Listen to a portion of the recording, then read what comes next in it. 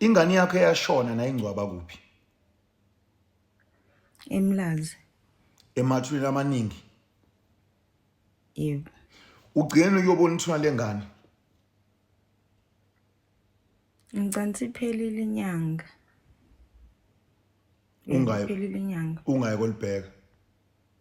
Yebo, ade ngisho nje ngitshela ubaba wakho ukuthi yazi angifeel kahle ukuthi sekunesikhathi ngagcina ukuya. Lalela ke. Hamba uye ethuneni lengane uyezwa.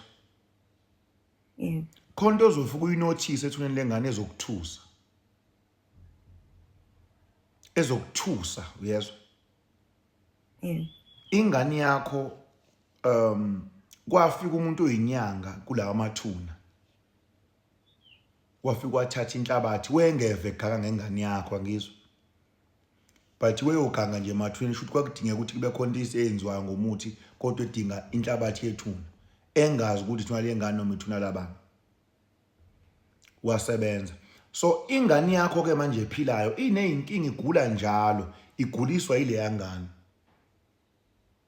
Yabo. Yebo. Iguliswa ile yangane. Le yangane engasekho khona into ezingahambi kahle ngokuphazamiseka kwendlu yayo.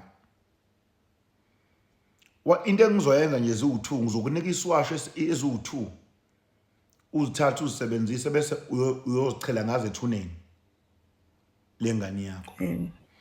Ngoba into eyenza ukuthi uzwe egazini lakhe ngathi khona into wrong ngethuna, uloku uphupha ngathi uzoyibona ingane. Ingoba ngesikhathi bethatha inhlabathi mebeganga kodwa bengeve beqonde specifically ingane. Bona bafike babona ithuna eselisho nje abaganga lo bese balisebenzisa. Yes. So ngicela ukuthi ke ungenzi iplan ungwathaphe ngala because njengoba ngilonke ngikubheka ngikubuka ngibuka ukuthi no man kuthiwa ngikhuluma ngengane yakhe eyashona yezwa. Yebo. Yeah, uNkulunkulu akusize mntanami. Futhi I think 3 months back vele ngafica inkukhu emnyama yayigqitshiwe khona ethuneni namakhandlela amnyama nabomvu. Ethuneni lengane wafika khona kukhona amakhandlela. Kugqitshiwe inkukhu egqitshiwe namakhandlela. Yebo ngane yami. Ingane yakho basebenza ngespirit sayo manje iyathumeka uyezwa. Hamba uyoyilungisa leyonto. Leyo nkukhu eminyama kwakudingeka ukuthi kube khona umoya ofresh osanda kushona ozosetshenziswa. Khona inyanga eyafika yathatha leyonto kodwa inyanga Jesus. Kunenyanga eyindoda eyafika yathatha ispirit sengane yakho. Leyo nkukhu leyo iyabulawela khona lapho, okay? Bafike babulala inkukhu ethuneni lengane yakho basebenza bayithatha babezothatha umoya wengane but babengena ndaba ukuthi ingane yabo babefuna nje umoya ofresh abayosebenza ngawo. Kunenyanga ethwele ezosebenza ngomoya wengane yakhe lokuqhubeka iya phambili, okay? Enza kanje mntanami ngoba isigcino nizo affecteka nonke noba kwengane kufe kubhubhe yonke into. Ngiwathaphe ngizokusendela umuthi ngokuphazima kweso uyosebenza ethuneni. Amakhandlela owawathola ethuneni wawenze njani? Sakhipha sakubeceni cause khona umama esakena wasinikeza enye umuthi wathi asiqale ngawo ufaka amanzi ashisayo. Wathi sidlulise 2 weeks mase siyaphindela nomunye esiyochela ngawo. So ngoba akakwazanga ukuphumelela kuye ethuneni sayikhipha thina izinto sayilahla eceleni. Lo yini eyavimba ukuthi umuntu oyinyanga ayene ethuneni? Angazi. Uyena ngokwakhe wayethi asize nazo kuyena. Manje sobabili sasisaba ukuza nazo.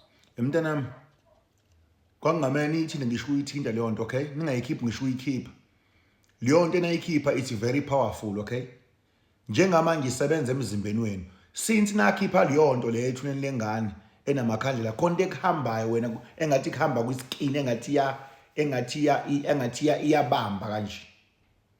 Kwiskin sakho. Nathi into umuthi ojule kakhulu. Kunendawo